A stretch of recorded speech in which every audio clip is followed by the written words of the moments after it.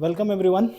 Sorry आज class live नहीं हो पाया, थोड़ा सा थोड़ा सा टेक्निकल ग्लिच के कारण हम लोग पूरा ट्राई किया लेकिन नहीं हो पाया।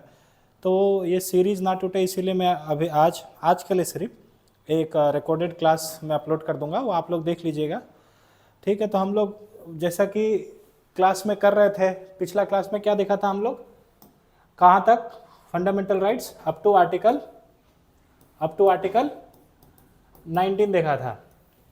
ठीक है, आर्टिकल 19 तक हम लोग देखा था। तो द थिंग इज कि आर्टिकल 19 तक देख लिया, लेकिन जितना जो हम लोग पढ़ा है starting from class 1, that is constitution, constitutionalism, written constitution, why India is federal, why India is unitary, और उसके बाद फिर हम लोग फंडामेंटल राइट्स शुरू किया था, प्रियम्बल। तो ये सब क्लास करना जरूरी नहीं है, क्लास उससे भी ज़्यादा जरूरी है। क्लास करना तो जरूरी है, उससे ज़्यादा जरूरी है आपका रिवीजन होना, ताकि आपको याद रहे। समझ आना is different thing, but to remember is totally a different thing. आपको समझ में आ रहा है वो अच्छा बात है, लेकिन जब तक आपको फैक्ट याद नहीं रहेगा, if you can't say that which are the rights are under article 19, अगर आपको वो याद नहीं है तो you will not be able to solve in prelims.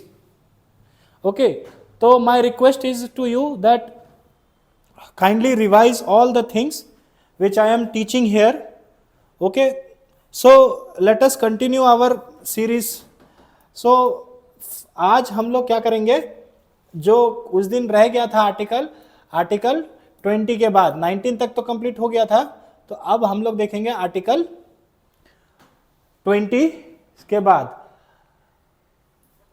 तो 20 सबसे पहले 20 में 3 आर्टिकल मिलता है हम लोग को। 3 क्या मिलता है? 3 आर्टिकल है। सबसे पहला क्या है, अभी देखिए 20 क्या बोलता है, protection in respect of conviction for offences. 20 sub clause 1 क्या बोलता है कि नो पर्सन, ये एग्जैक्ट वर्डिंग है कॉन्स्टिट्यूशन का, no person shall be convicted of any offence except for violation of law in force at the time of commission of the act charged as an offense, nor be subjected to a penalty greater than that which might have been inflicted under the law in force at the time of the commission of the offense. फिर 20 subsection 2 क्या बोलते हैं, no person shall be prosecuted and punished for the same offense for more than once. और number 3 sorry, no person accused of any offense shall be compelled to witness against him. तो ये exact wording देख लिया, लेकिन ये थोड़ा सा technical language है। अब इसको आसान भाषा में देखते हैं कि ये बोल क्या रहा है, आर्टिकल 20 बोल क्या रहा है। तो सबसे पहले आर्टिकल 20 सब क्लॉज 1 देखते हैं। ये क्या बोलता है, ये बात कर रहा है कि no ex post facto law will be applicable to anyone. इसका मतलब एक एग्जांपल से समझते हैं। ठीक है, let us assume that today आज कितना तारीख है, आज 23 अप्रैल है। ठीक है, मैं व्हाइट शर्ट पहना हुआ हूं आज। तो व्हाइट शर्ट इसलिए पहना हूं क्योंकि आज तक कोई ऐसा रूल नहीं बना कि व्हाइट शर्ट पहनना इज अ क्रिमिनल ऑफेंस। ठीक है, today I am wearing a white shirt. Okay, today I am wearing a white shirt. AWS यानी white shirt. अब थोड़ा मेरा और सरकार का पंगा हो गया कुछ, तो मैं आज पहन लिया। और पंगा आज नहीं हुआ, 23 तारीख को नहीं हुआ, पंगा हुआ 24 तारीख को, 24 अप्रैल को। ठीक है, तो अब सरकार और मेरा पंगा हो गया, तो सरकार बहुत कुछ खोजा, नहीं मिला उसको कुछ मेरे खिलाफ। तो सरकार ने क्या किया, एक नया रूल बना दिया कि अब जो व्हाइट शर्ट जो पहनेगा वो criminal offence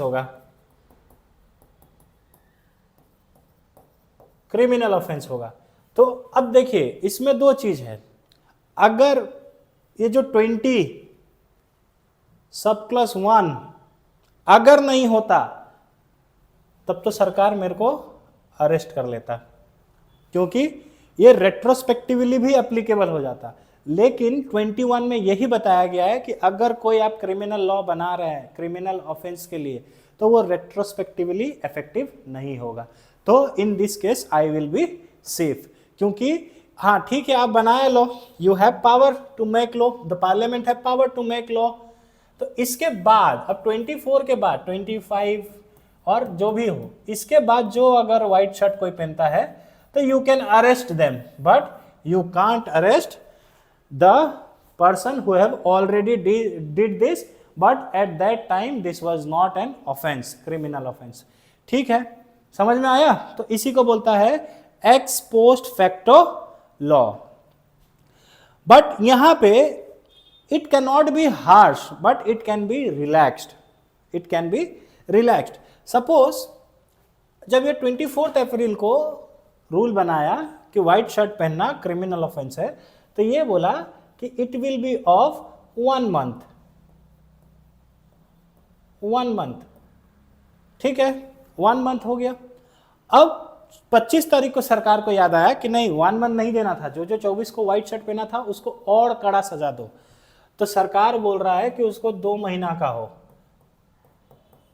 state is telling that the punishment should be of 2 months, but can the government do this? No, it can not do, because यहां पे भी तो एक्स पोस्ट फैक्टो लॉ आ रहा है कि you can not increase the punishment. देखिए ये 2 महीना है, यहां 1 महीना है। जब ये क्राइम हो रहा था तब तो 1 महीना था, तो जिसने क्राइम किया तो he is applicable for 1 month of punishment, but after on 25 the state has increased the term of the punishment। ठीक है, अगर ये पनिशमेंट देना है तो इसके बाद का आदमी को दे दो तुम, बट जो ऑलरेडी क्राइम हो चुका है उस पर एप्लीकेबल नहीं होगा। ये हो गया हर्ष का बात। सपोज ये तो क्योंकि इंक्रीज कर दिया ना ये, लेकिन अगर सरकार का मन में आया बोले कि थोड़ा सा रिलैक्सेशन दे दो कि 2 मंथ नहीं, अब मान के चल 15 दिन का पनिशमेंट दे दिया, 15 दिन का 15 डेज। अब यहाँ 1 मंथ था, वहां 2 मंथ, अब सरकार बोल रहा है 15 डेज, तो ये चीज इस पे भी एप्लीकेबल होगा, ये एक्स पोस्ट फैक्टो में भी एप्लीकेबल होगा। समझ में आया? तो government can not harsh the punishment but it can relax the punishment. So अब अगर आप ये पढ़ेंगे क्या लिखा हुआ है, no person shall be convicted of any offence except for violation of law in force at that time. जो लॉ है जो लॉ चल रहा है वही अगर उसमें ऑफेंस करेंगे तभी तो सजा मिलेगा ना। लेकिन अगर कोई आप एक्ट ऐसा करते हैं which is not an offence, which is not an offence और nor be subjected to an penalty greater than that which might have been inflict under the law in force at the time। जैसे पहले वाला को हम लोग ना तो अभी कानून बना के सजा दे सकता है ना उसको हार्श पनिशमेंट दे सकता है, but we can relax that thing. तो यहीं से प्रीलिम्स में क्वेश्चन आ सकता है कि the government can not relax और nor harsh the punishment as per article 20 subclause 1। तो answer is wrong, the government can relax the law ex post facto. ठीक है, ये समझ में आ गया आर्टिकल 20 सब सेक्शन 1, ये समझ में आ गया आई होप। फिर उसके बाद क्या है, उसके बाद आर्टिकल 20 सब सेक्शन 2 देखते हैं। ठीक है, article sub section 2 20 sub section 2 ये क्या बोलता है, ये डबल जेपर्डी का बात बोलता है। डबल जेपर्डी क्या लिखा हुआ था एग्जैक्ट वर्डिंग अगर हम लोग देखें तो एग्जैक्ट वर्डिंग क्या लिखा हुआ था कि no person shall be prosecuted and punish for the same offence more than once. ये तो सीधा सीधा साफ इतना में बोल दिया, बट द थिंग इज इसके आगे और भी कुछ है। जैसे इसका मैं एग्जांपल देता हूं अपना ही जीवन से या कुछ से भी। आप चलिए एक ब्यूरोक्रेट्स का एग्जांपल ले लेते हैं। ठीक है, तो एक ब्यूरोक्रेट आदमी है, बढ़िया है, बढ़िया से यूपीएससी पास किया, पैसा कमाया ईमानदारी से नहीं बेईमानी से, ब्यूरोक्रेट्स बना। लेकिन ये चोरी तो किया, लेकिन चोरी करने में भी चोरी कर दिया, तो ही गॉट अरेस्टेड। ओके, तो ही गॉट अरेस्टेड। अब अरेस्ट करने के बाद पुलिस इसको कहां ले गया? कोर्ट में। एंड हियर क्या हुआ इसका? Here he was sent to the jail. Jail में भेज दिया इसको फॉर 3 मंथ। 3 मंथ्स, 3 महीना के लिए इसको जेल में भेज दिया। भाई चोरी किया है तो जेल में भेज दिया। और ये क्या करता है कि इसको लगा कि हाई कोर्ट में अप्लाई करता हूं, तो हाई कोर्ट देखा कि अरे तू तो बहुत बड़ा चोर है, तेरे लिए तो 3 महीना बहुत कम है, तो एक काम कर, मेरे तरफ से भी 6 महीना का और फाइन ले ले तू, और जेल ले। ये तो उल्टा हो गया। ये गया था रिलीफ मांगने, और डिस्ट्रिक्ट कोर्ट ने 3 महीना का सजा दिया था और हाई कोर्ट ने 6 महीना और दे दिया। तो क्या ऐसा कर सकता है क्या? तो आंसर है नहीं, high court can not do this, क्योंकि भाई इसने जो करप्शन किया था उसके लिए तो इसको ऑलरेडी 3 महीना का सजा मिल गया है ना। तो court can not do this. क्यों? क्योंकि एक सजा के लिए एक ही बार उसको पनिशमेंट मिलता है। और याद रखने वाला चीज ये है कि ये सिर्फ कोर्ट ऑफ लॉ के लिए एप्लीकेबल है। जब चोरी किया, करप्शन किया और पकड़ा गया, तो उसके बाद ये अपना बीवी से मिला, तो बीवी ने इसको 2-4 थप्पड़ लगा दिया एकदम बूम बाम मार के। इसलिए नहीं कि इसने चोरी किया है, इसलिए क्योंकि इस चोरी करते हुए पकड़ा गया है कि नहीं, पकड़ा गया, तो बीवी 2-4 थप्पड़ दिया इसको। फिर उसके बाद जो ये जिस डिपार्टमेंट में काम कर रहा था उसने भी इसको सस्पेंड कर दिया। तो ये फिर कोर्ट जाता है, हाई कोर्ट में, बोलता है कि मेरे को 3 महीना का सजा तो मिला ही था, तो मेरे को मेरा बीवी ने थप्पड़ मारा और मेरा ऑफिस वाला ने निकाल दिया, तो ये तो डबल जेपर्डी हो गया। जबकि आर्टिकल 20 सबसेक्शन 2 क्या बोलता है कि कोई भी आदमी एक सजा के लिए 2 बार, एक गलती के लिए 2 बार सजा नहीं पा सकता है। मैं तो पा रहा हूं, एक 3 महीना का जेल भी है मेरा, और ऑलरेडी मेरे को ऑफिस सस्पेंड भी कर दिया, बीवी भी थप्पड़ मार रहा है। तो कोर्ट सेड कि हाँ, बात तो तू सही बोल रहा है, बट एक चीज तू भूल रहा है क्या, कि कोर्ट तेरे को 2 बार सजा नहीं दे सकता है। समझ में आया? सिर्फ कोर्ट। तो ये देख, जब यहाँ पे जब ये जो कोर्ट जब सजा दे रहा था 6 महीना का, तब नहीं दे पाया, लेकिन जो इसका ऑफिस है, इसका बीवी है, वो तो भाई कोर्ट ऑफ लॉ नहीं है, दे कैन डू। समझ में आया?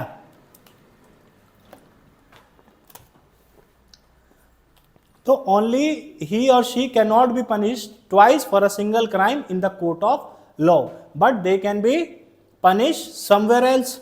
ऑफिस हो सकता है, समाज वाला भी गाली देगा, बोलेगा तू चोर है, इतना मेहनत से पढ़ा लिखा, लेकिन आप जनता का काम में नहीं आया, किसी का गरीब का भलाई नहीं किया, उल्टा नुकसान ही कर दिया।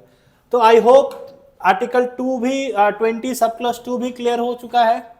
तो अब नेक्स्ट है आर्टिकल 20 सब क्लॉज 3। इसमें क्या लिखा हुआ है? No person accused of any offence shall be compelled to be a witness against himself. मतलब कोई भी आदमी अपने खिलाफ गवाही नहीं दे सकता है। शॉर्टकट में बोले तो सेल्फ इंक्रिमिनेशन है कि नहीं?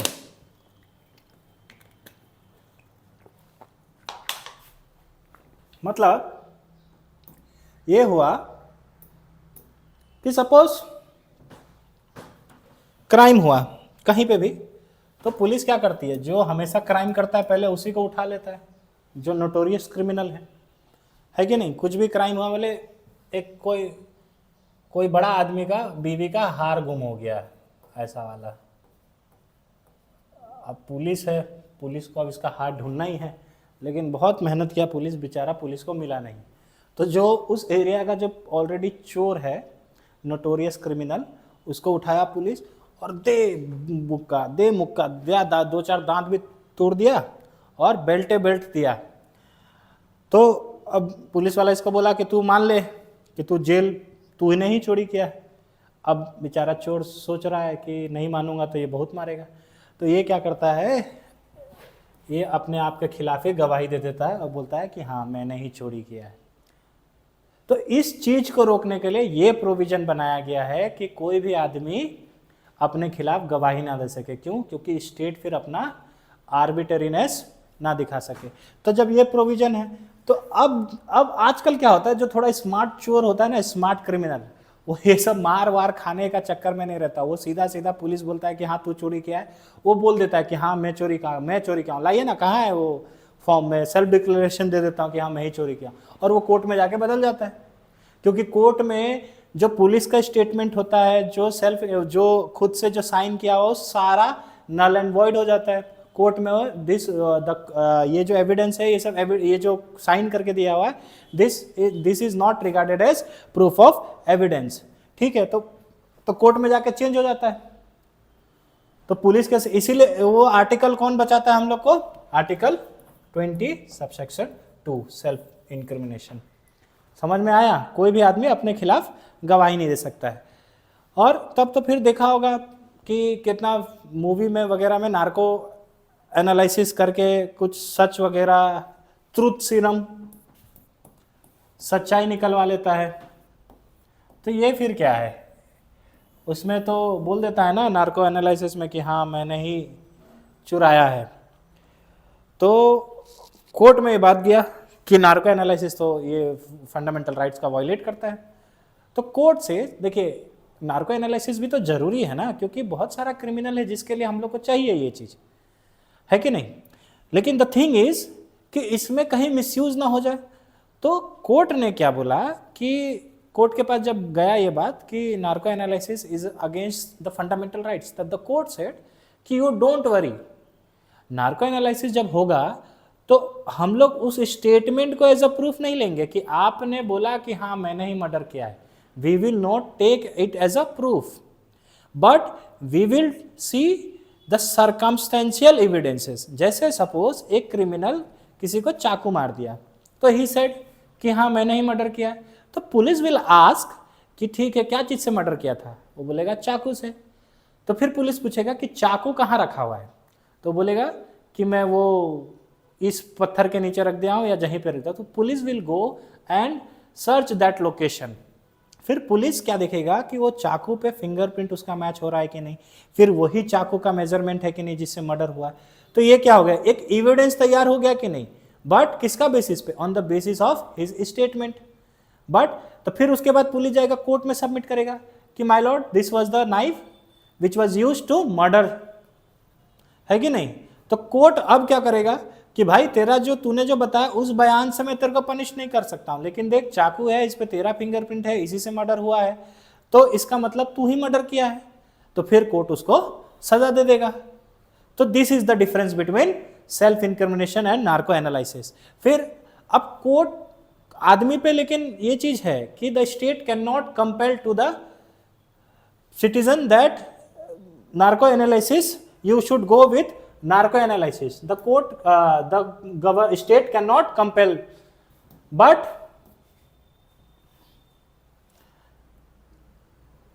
जैसे ये, but the court can give case to case basis order for the narco analysis, but state cannot do this. लेकिन हाँ ये तो प्रोटेक्टेड है कि ये एक नहीं कर सकता है। क्या नहीं कर सकता? Narco analysis, polygraphic, brain mapping, ये सब नहीं कर सकता है। लेकिन प्रोटेक्टेड क्या नहीं है? प्रोटेक्टेड है the police can take your thumb impression, है कि नहीं, स्पेसिमेन और सिग्नेचर और ब्लड सैंपल, और आपका तलाशी ले सकता है। क्यों? क्योंकि ये डायरेक्टली अगर आपका थंब इम्प्रेशन ले रहा है तो ये आपके खिलाफ थोड़ी सबूत हो जाएगा, डायरेक्टली तो नहीं हो जाएगा कि आपने ही बोला है।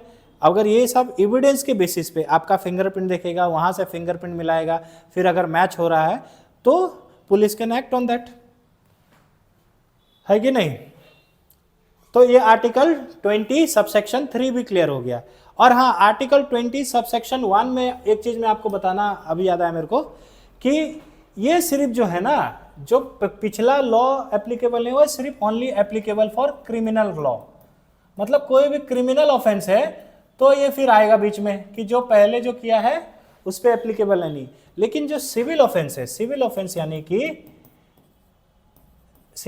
यानी कि जैसे बैंक, लोन, फ्रॉड, कोई भी पैसा से रिलेटेड, टैक्स का चोरी एक्सेट्रा, ये सब क्या है, सिविल ऑफेंस। इसमें रेट्रोस्पेक्टिवली एक्ट को लगाया जा सकता है। फॉर एग्जाम्पल वोडाफोन का एक केस हुआ था कि वोडाफोन वॉज डूइंग सब टैक्स अवॉइडेंस, ठीक है, कोई प्रोविजन को यूज करके टैक्स अवॉइड कर रहा था, तो that was not illegal at that time.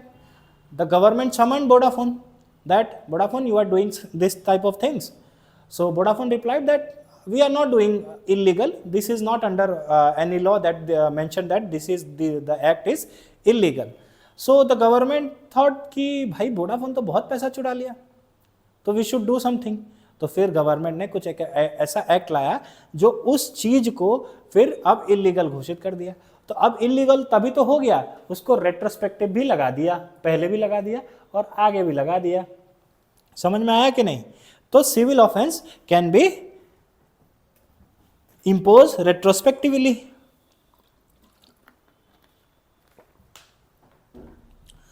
समझ में आया? अगर आया है तो कमेंट में आप लोग बता दीजिएगा, और इस जब फंडामेंटल राइट्स कंप्लीट हो जाएगा तो इसका टोटल पीडीएफ में भेज दूंगा। तो आपका काम होगा कि क्लास में सीखना, समझना कंसेप्ट को, और उसके बाद जो पीडीएफ मिलेगा उससे आपको रिवाइज करना है बार बार। देखिए, stick to a single material, do not go कि हाँ भाई ये भी पढ़ लेता हूँ वो भी पढ़ लेता हूँ, वैसे नहीं होगा।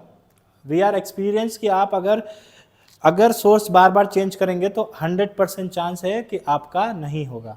तो stick to a single note, ठीक है। तो देख लिया हम लोग article 20 subsection 1 no ex post facto, फिर article 20 subsection 2 no double jeopardy, article 20 subsection 3 no self incrimination. अब इसके बाद आता है the heart and soul of the Indian constitution. Heart and soul of the Indian constitution किसको बोलता है? और the backbone of the fundamental right किसको बोलता है? हाँ, ये बोलता है आर्टिकल 21 को। आर्टिकल 21 क्यों इसको बैकबोन क्यों बोलता है? जो हम लोग का जो बैकबोन है, ये बैकबोन है, ये हम लोग का बॉडी में काम क्या करता है? तो ये जो बैकबोन है ना, अगर ये बैकबोन नहीं रहा हम लोग का, ये जो बैकबोन है ये अगर नहीं रहा तो आदमी क्या हो जाएगा? गिर जाएगा पूरा, एकदम ऐसे हो जाएगा, ये ऐसे करके ऐसे गिर जाएगा। तो अगर आर्टिकल 21 नहीं रहा तो भी फंडामेंटल राइट खत्म हो जाएगा। क्यों? क्योंकि आप अल्टीमेटली जितना जो फंडामेंटल राइट्स है ना, आर्टिकल 14, 15, 16, 17, 18 सब कुछ, वो देखिएगा कहीं ना कहीं आर्टिकल 21 के लिए ही बना है। फॉर एग्जाम्पल कि अगर आर्टिकल 14, ठीक है, आर्टिकल 14 क्या कहता है? Right to equality. तो वुमेन्स और मेन में डिफरेंस ले लेते हैं कि वुमेन को छोटा देखा जाता है मेन के सामने। तो कोई भी गवर्नमेंट वैकेंसीज आया तो गवर्नमेंट बोला कि this is not for women, तो this is open discrimination only on the basis of sex. तो women will feel as a secondary citizen कि भाई लड़का को ले रहा है, मेरे को नहीं ले रहा है, इसका मतलब हम लोग सेकेंडरी सिटीजन है, वो लोग से छोटा है। तो this will disturb there mindset, है कि नहीं? कि मैं ऐसा कैसे लाइफ में जी रही हूँ जहां मेरे को सेकेंडरी सोचा जा रहा है, वो भी just because of my birth, just because of my gender, not because of my talent. तो इससे क्या हैम्पर हो रहा है? तो वुमेन का तो राइट टू लाइफ खत्म हो गया, क्योंकि अब वो पूरा जीवन भर as a secondary class citizen सोच के रहेगी। तो इसमें भी 21 खतरा में आ गया, है कि नहीं? तो 21 खतरा में ना आए, इसीलिए तो 14 बनाया है, ताकि वुमेन मेन में इक्वालिटी रहे। फिर 15 में अगर देखे तो इसमें क्या है? डिस्क्रिमिनेशन का बात है कि नहीं? इसमें डिस्क्रिमिनेशन का बात है। अगर कोई ST SC, सपोज कोई एक आदमी ST SC को चिढ़ा रहा है, उसका जात को लेके, उसका बात को लेके, तो उसका तो रेपुटेशन खत्म ना, उसका तो डिग्निटी खत्म। तो जिसका आदमी का लाइफ में डिग्निटी नहीं है, उसका लाइफ क्या वर्थ इट होगा? क्या उसका लाइफ भी वर्थलेस होगा। तो इसीलिए तो 15 बनाया है, ताकि आदमी को डिस्क्रिमिनेशन फेस ना हो, और अल्टीमेटली आर्टिकल 21 ही सेव हो रहा है कि नहीं?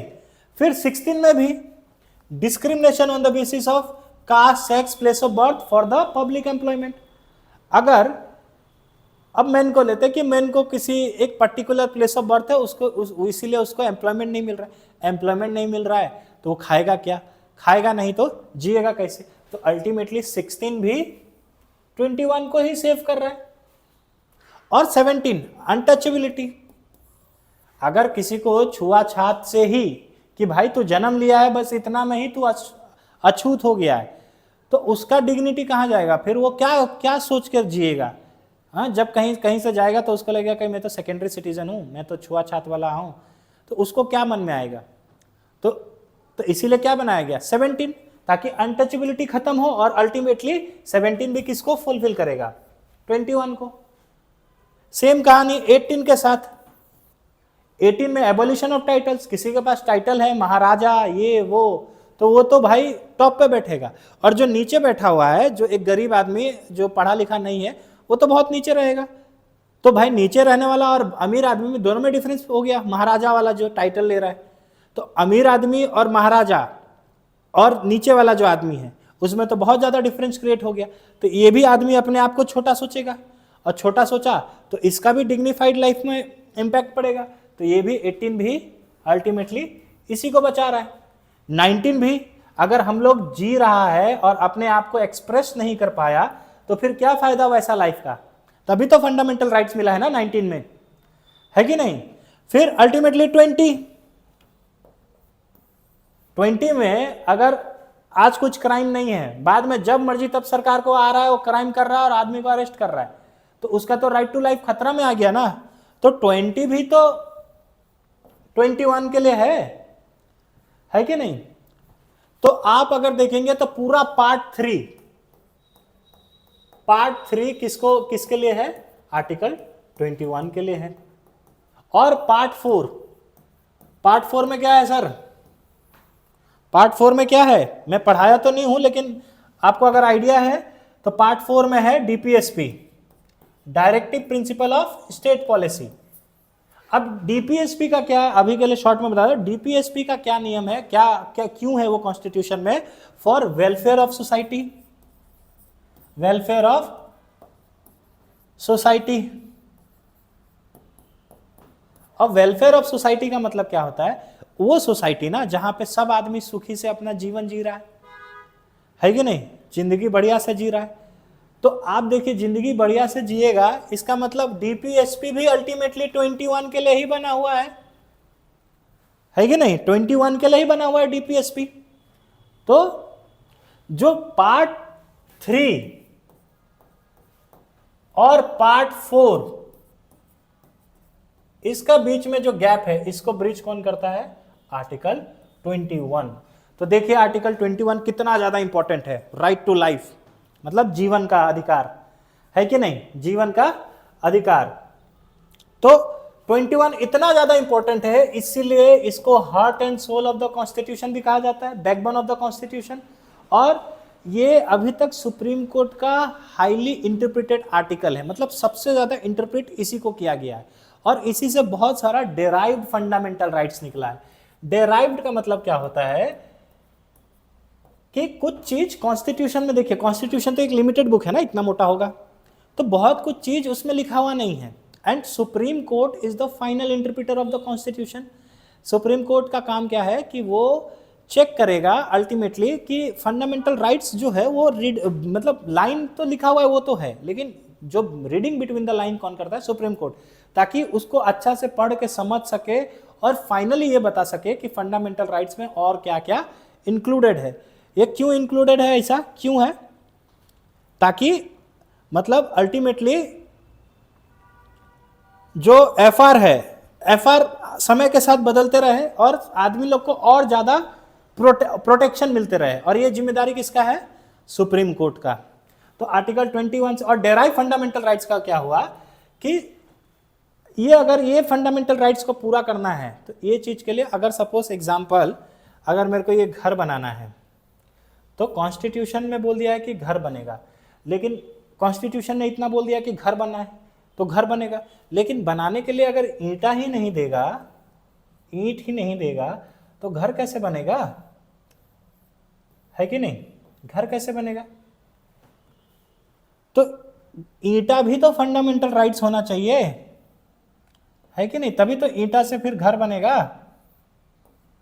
अगर ईंटा नहीं देगा और बोलेगा राइट टू होम है लेकिन ईंटा ही नहीं है, तो बनेगा कैसे घर? तो सबसे पहले तो क्या, राइट टू ब्रिक दो ना, तभी तो राइट टू होम फुलफिल होगा।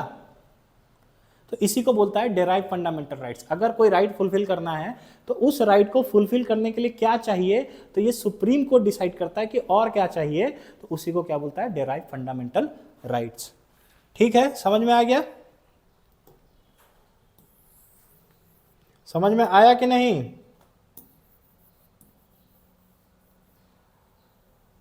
अब आर्टिकल 21 में देखते हैं कि क्या लिखा हुआ है।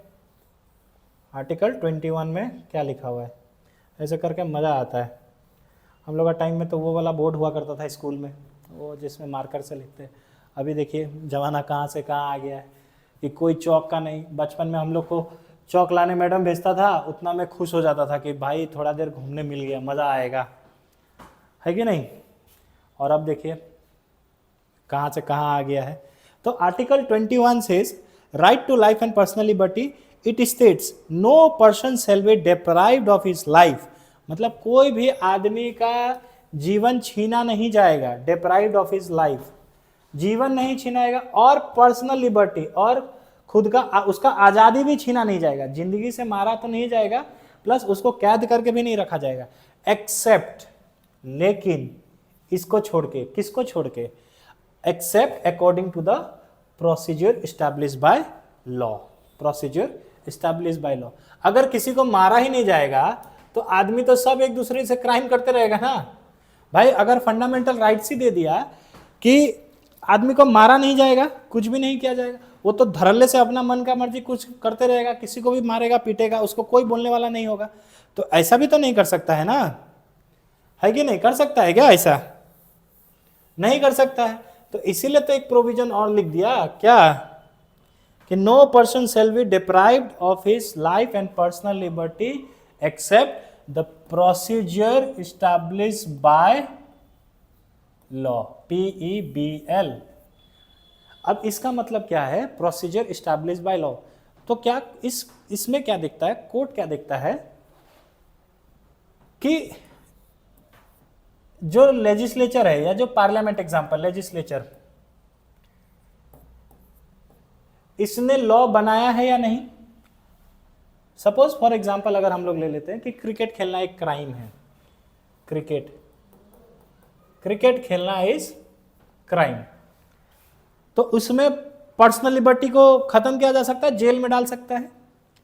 तो कोर्ट क्या करेगा, कोर्ट ये चेक करेगा प्रोसीजर एस्टैब्लिश बाय लॉ में कि कोई लॉ एग्जिस्ट कर रहा है कि नहीं, कि क्रिकेट खेलने पे क्राइम है या नहीं। तो ये जो कोर्ट है, कोर्ट विल सी कि लॉ एग्जिस्ट करता है या नहीं, लॉ एग्जिस्ट करता है कि नहीं। तो करता है, क्रिकेट खेलने पे पार्लियामेंट ने लॉ बनाया है कि क्रिकेट खेलना इज क्राइम। फिर दूसरा चीज क्या चेक करेगा कोर्ट, कि जो लॉ बनाया है वो कॉम्पिटेंट अथॉरिटी है या नहीं, कॉम्पिटेंट अथॉरिटी है या नहीं। कॉम्पिटेंट अथॉरिटी इसका मतलब ये जो लॉ बनाने का पावर किसके पास है, पार्लियामेंट के पास है। तो क्या पार्लियामेंट ने लॉ बनाया या नहीं, तो आंसर इज यस, कि पार्लियामेंट ने ही लॉ बनाया, तो ये भी हो गया।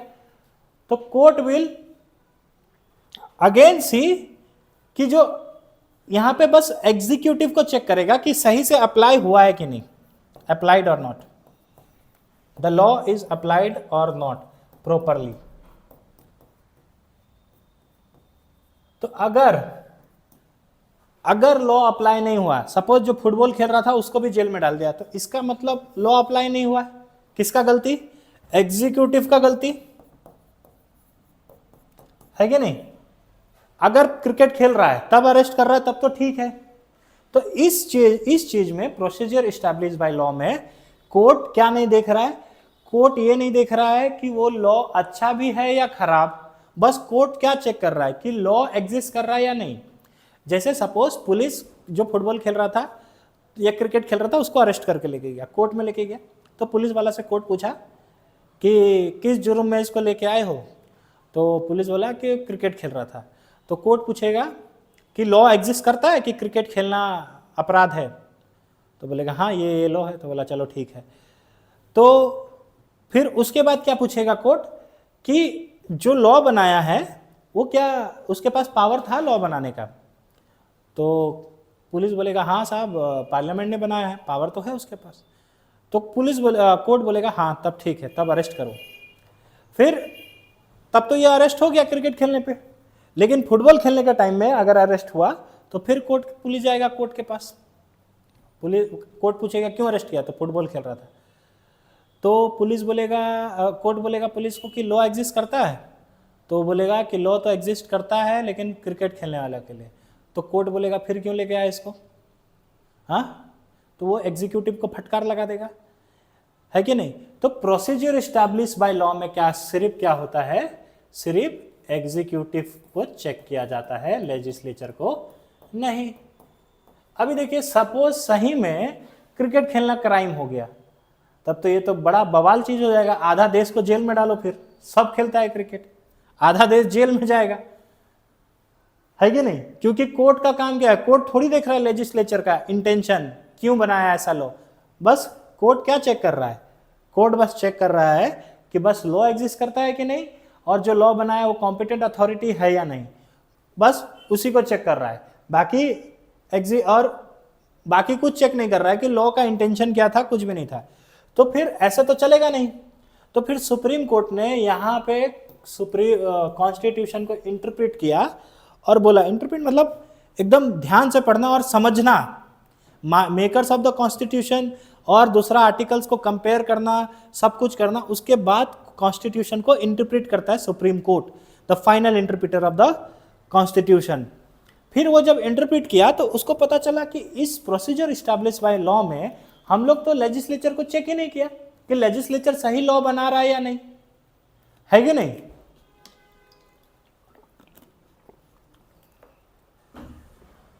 तो कोर्ट ने एक कदम आगे चला गया। कोर्ट बोला कि प्रोसीजर इस्टेब्लिश बाय लॉ तो लिखा हुआ है, but we will use due process of law. Due process of law, इसका मतलब क्या हुआ कि हम लोग चेक करेगा कि लॉ एग्जिस्ट करता है या नहीं। हम लोग ये भी चेक करेगा कि लॉ बनाने वाला कॉम्पिटेंट अथॉरिटी था या नहीं। लेकिन हम लोग ये भी चेक करेगा कि जो लॉ बना रहा है उसका लॉ का पीछे इंटेंशन क्या है, इंटेंशन क्या है, प्लस ये कहीं बेसिक स्ट्रक्चर को तो वायलेट नहीं कर रहा है, कॉन्स्टिट्यूशन के अगेंस्ट तो नहीं है, है कि नहीं? ये सारा चीज कौन चेक करेगा? सुप्रीम कोर्ट और हाई कोर्ट। तो इसमें देखिए अगर कोई लॉ बना दिया, अब क्रिकेट खेलने वाला जो लॉ बनाया था सरकार, पार्लियामेंट, तो जिस दिन लॉ पास होगा उसी दिन सुप्रीम कोर्ट उसको स्ट्रक डाउन कर देगा, कैंसिल कर देगा। क्यों? बोला कि भाई ये तो कॉन्स्टिट्यूशन के खिलाफ है, फंडामेंटल राइट्स है, राइट टू लिबर्टी है, सब कुछ है, तो तू होता कौन है हम लोग से छीनने वाला कि क्रिकेट ना खेले, है कि नहीं? तो इंटेंशन चेक करेगा, बेसिक स्ट्रक्चर को हार्म किया, कॉन्स्टिट्यूशन के अगेंस्ट गया, तो वहीं पे वो वाला लॉ को स्क्रैप कर दिया जाएगा, वहीं पे कैंसल। तो कौन सा वाला प्रोसेस अच्छा है? ड्यू प्रोसेस ऑफ लॉ अच्छा है या प्रोसीजर इस्टेब्लिश बाय लॉ, कौन सा अच्छा है? हाँ, ड्यू प्रोसेस ऑफ लॉ अच्छा है, क्योंकि इसमें एग्जीक्यूटिव को भी चेक करता है प्लस जुडिशियरी पार्लियामेंट को भी चेक किया जाता है, और जहां दोनों गलत लगता है वहां पे बैलेंस भी कर दिया जाता है। तो this is what? This is check and balances. तो ये 21 का भी आई होप क्लियर हो गया है। अब 21 में और एक चीज है, और एक चीज है इसमें 21 में,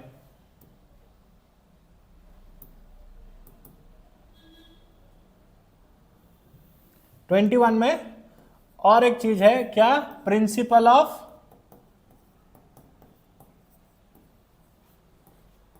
natural justice. Principal of natural justice. इसमें इसका मतलब क्या होता है, सपोज ये क्रिकेट का फील्ड है, यहाँ जो बैटिंग टीम है और ये रनर पे है, तो इसी का टीम का अंपायर रहेगा क्या? हाँ, इसी का टीम का अंपायर रहा, तो इसका मतलब क्या हो गया, ये अपना जज खुद ही हो गया। ये एलबीडब्ल्यू आउट हो गया तो ये थोड़ी देगा, क्योंकि इसी का टीम है। देगा क्या? नहीं देगा। तो ये तो चीटिंग हो जाएगा ना गेम में, है कि नहीं? तो इसीलिए अंपायर किसको, थर्ड पार्टी को बनाया जाता है, जो दोनों टीम का मेंबर ना हो, ताकि लीगल हो। तो वैसे ही प्रिंसिपल ऑफ नेचुरल जस्टिस क्या बोलता है कि नो वन विल बी जज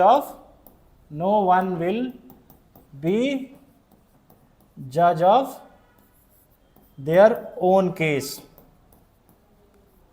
अभी देखिए, कुछ दिन पहले अरविंद केजरीवाल ने रिक्रूजल का एक वो अप्लाई पिटिशन फाइल किया था एक जज को हटाने के लिए इलाहाबाद हाई कोर्ट में, कि और उसमें ये एलिगेशन लगाया था जज पे कि जो जज है वो हो सकता है बीजेपी की तरफ बायस हो।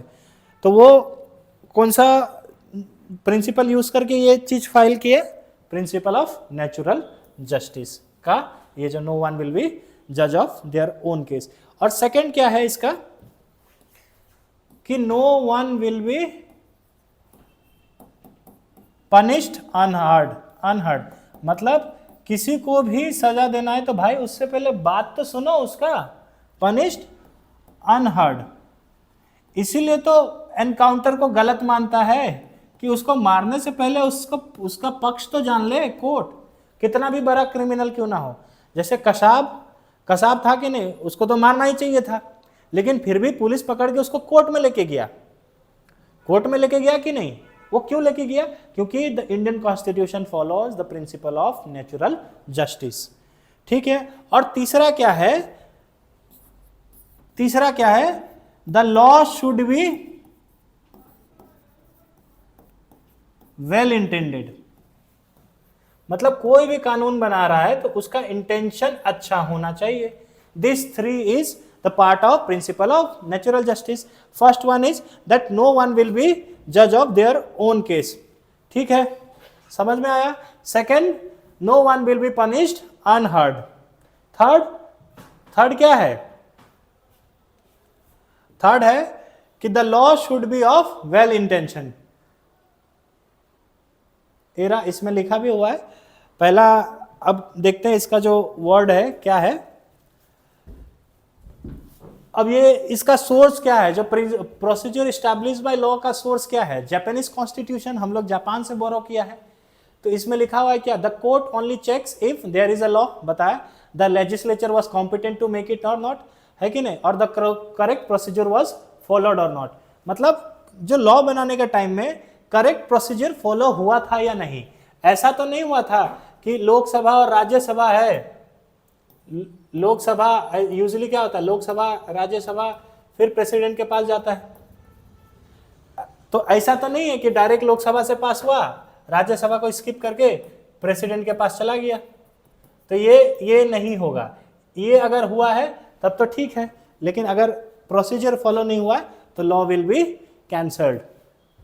अब ड्यू प्रोसेस ऑफ लॉ, ये मॉडर्न व्यू जैसे मैं बताया, ये कहां से लिया हम लोग, अमेरिकन कॉन्स्टिट्यूशन से। देखिए यहां से भी क्वेश्चन आ सकता है कि the procedure establish by law has been taken from the American constitution. तो answer is wrong, this is taken from the Japanese constitution. फिर उसके बाद क्या है, principle of natural justice 21 now include the principle of this are universal rule of fairness. ये French का वो है वर्डिंग, तो उसमें लिखा हुआ है, तो no one should be a जज ऑफ देयर ओन केस। फिर hear the other side, no one should be condemn unheard, the authority must explain why they are taking an action. वही जो मैं बोला कि इंटेंशन अच्छा होना चाहिए। समझ में आया? तो ये हो गया आर्टिकल 20। तो क्या अब बात ये आता है कि आर्टिकल 20 में सिर्फ जिंदा रहना और आजाद रहने से हो जाएगा क्या?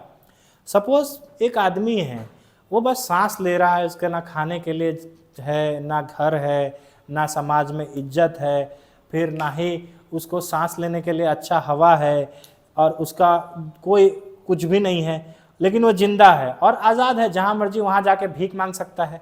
तो क्या इतना ही है क्या? तो देखिए, इस एक हम लोग जीवन जी रहा है ना इंसान का, तो इतना नहीं है, इससे आगे भी है हम लोग, है कि नहीं? इतना नहीं है सिर्फ राइट टू लाइफ, इससे भी आगे है। सिर्फ जैसे जिंदा रहना ही नहीं है, हम लोग को और भी चीज चाहिए जिंदा रहने के लिए। क्या चाहिए और?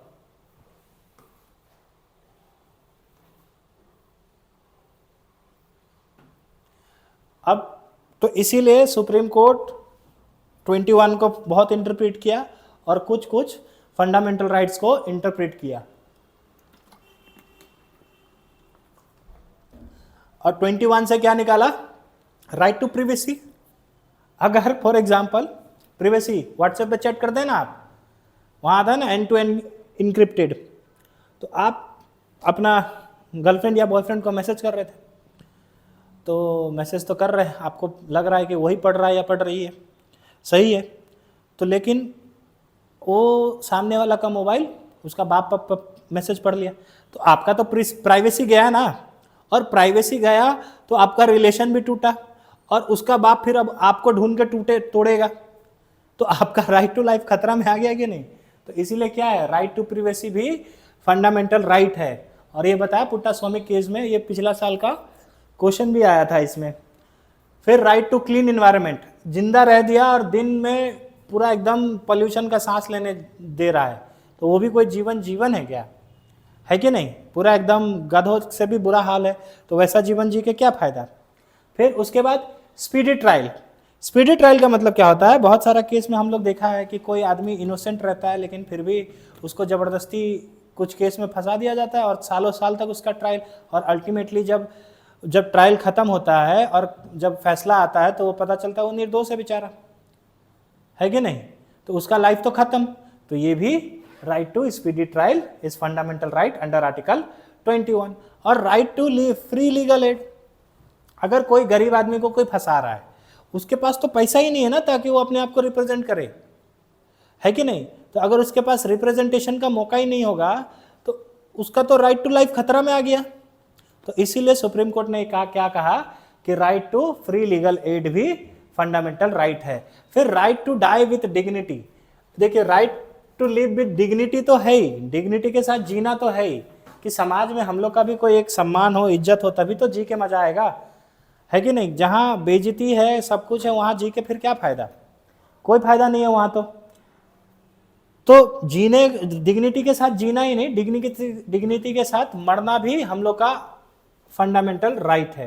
पैसिव यूथनेशिया, ये इंपॉर्टेंट टॉपिक हो सकता है इस बार का प्रीलिम्स में, क्योंकि अभी रिसेंटली शायद 2-3 हफ्ता पहले एक लड़का का बहुत ज़्यादा सीरियस तबीयत खराब था, पिछला 10 साल 12 साल से हॉस्पिटल में था, तो court has given for euthanasia, allowed for euthanasia. मतलब ये 2 टाइप का यूथनेशिया होता है, एक एक्टिव और एक पैसिव। सपोज कोई एक पेशेंट है जिसका ब्रेन डेड हो चुका है, मतलब ब्रेन डेड, अब वो इररिकवरेबल पोजीशन पे, मतलब अब वो ठीक नहीं हो सकता है। तो देखिए 12-13 साल कोई हॉस्पिटल में है बंदा, अच्छा नहीं लगता है छोड़ना उसको, लेकिन अगर हॉस्पिटल में रह रहा है, उसका जीना नहीं जीना, उसका मन में कुछ कष्ट चल रहा होगा, पता नहीं चल रहा हम लोग को, तो इससे अच्छा तो वो मुक्त हो जाए ये जीवन से, तो ठीक रहेगा ना। नहीं तो 12-13 साल से कोई हॉस्पिटल में है तो उसका फैमिली पे भी तो फाइनेंशियल बर्डन पड़ेगा, है कि नहीं? तो कोर्ट ये चीज़ देखा और कोर्ट को लगा कि जो आदमी 12 साल से हॉस्पिटल में पड़ा हुआ है तो वो तो डिग्निटी लाइफ तो हुआ ही नहीं, प्लस वो मर रहा है तो भी डिग्निफाइड लाइफ नहीं है ना, क्योंकि उसका तबीयत कंडीशन और ज़्यादा खराब हो रहा है। तो court has said that you can do active passive euthanasia, you can give passive euthanasia. तो एक्टिव और पैसिव यूथनेशिया का मतलब क्या होता है? इसमें क्या होता है, कोई भी अगर आदमी बीमार है तो हम लोग उसको डायरेक्टली कुछ एक ऐसा इंजेक्शन दे दे जो इससे उसका इमीडिएटली मौत हो जाए, डाई बाय इंजेक्शन। मतलब कोई इंजेक्शन या कुछ भी ऐसा करके वो उसका जीवन को ले लिया। तो ये हो गया एक्टिव यूथनेशिया। और पैसिव यूथनेशिया का मतलब क्या होता है कि जो सपोज कोई पेशेंट है, वो एक सिस्टम पे जी रहा है, वेंटिलेटर पे जी रहा है, तो पिछला 5-6 साल से वेंटिलेटर पे जी रहा है। तो अब देखिए ब्रेन डेड हो चुका है, ऑलरेडी फाइनेंशियल बर्डन आ रहा है फैमिली पे, खुद भी जो पेशेंट है वो भी, उनको भी अच्छा नहीं लग रहा होगा। प्लस वेंटिलेटर, अभी इंडिया में इतना ज़्यादा पॉपुलेशन है, वेंटिलेटर हो सके कोई दूसरा आदमी का भी जान बचा पाए। तो पैसिव यूथेनेशिया में क्या होता है कि वो जो सिस्टम पे जो आदमी जिंदा है उसको रिमूव कर देता है, उसको रिमूव कर देता है, तो फिर आदमी धीरे धीरे मर जाएगा, है कि नहीं। तो I hope you are clear about euthanasia, passive and active. तो यहां से भी क्वेश्चन आ सकता है, तो रिमेंबर दिस। फिर उसके बाद आर्टिकल 21A, इसको बाद में ऐड किया गया 86 अमेंडमेंट एक्ट से 2002। यही अमेंडमेंट में एक फंडामेंटल ड्यूटी भी ऐड किया गया, क्या कि every parents will have the duty to send their 6 to 14 year child to the school. अब इसमें क्या 21A में क्या बोला कि the state shall be provide free and compulsory education to all children of the age of 6 to 14 year, 6 to 14 year. तो मैं बता रहा था कि fundamental rights under article 21A क्या है, राइट टू एजुकेशन। अब राइट टू एजुकेशन ये 86 अमेंडमेंट एक्ट से ऐड किया गया था 2002, ये ऑलरेडी नहीं है, लेकिन इसमें अगर आप एज देखें तो एज क्या है 6 to 14 ईयर्स, 6 to 14 ईयर्स। तो क्या 6 to 14 ईयर एज है तो ये किसके लिए है, क्या ये एलिमेंट्री के लिए है, यस सेकेंडरी के लिए है, या कोई प्रोफेशनल कोर्स, प्रोफेशनल कोर्स यानी कि CA MBA ये लोग के लिए है, MBBS के लिए, क्या ये लोग के लिए है क्या, ऐसा क्वेश्चन आ सकता है, हाँ ऐसा क्वेश्चन आ सकता है। तो आंसर है द ओनली, ना तो एलिमेंट्री, ना तो सेकेंडरी, ना तो CA, ना तो MBBS, किसी भी चीज़ के लिए। कितना सारा बुक में ऐसा भी लिखा हुआ है कि this is for elementary education only, but the answer is wrong. अगर कोई आदमी 14 साल का बच्चा है, अगर वो 2 में ही है तो 15 साल में वो तो 3 में चला जाएगा, तो फिर ये चीज़ तो खत्म हो जाएगा ना, है कि नहीं भाई। अगर तुम 14 साल के हो तो तुम 12 में हो, डिग्री में हो, doesn't matter, but the only thing is the age group matter, the person should be, the children should be of age 6 to 14 years.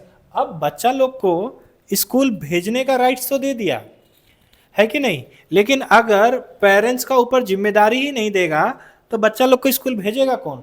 तो ये जो 86 अमेंडमेंट एक्ट जो था, ये एक फंडामेंटल ड्यूटी भी ऐड किया गया, फंडामेंटल ड्यूटी भी ऐड किया। और ये फंडामेंटल ड्यूटी क्या था कि every parent should send their child to school, every parent should send their child to school, ठीक है।